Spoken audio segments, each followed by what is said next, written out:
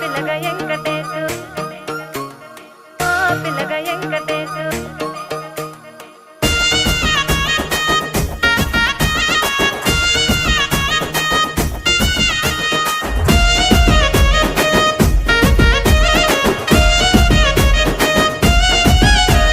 సిద్ధిరాల మనసు నాది చిన్నగా పోతుంటావో చూడక పోతుంటావో ఇంట్లో చిన్నదాన్ని నేను సిద్ధిరాల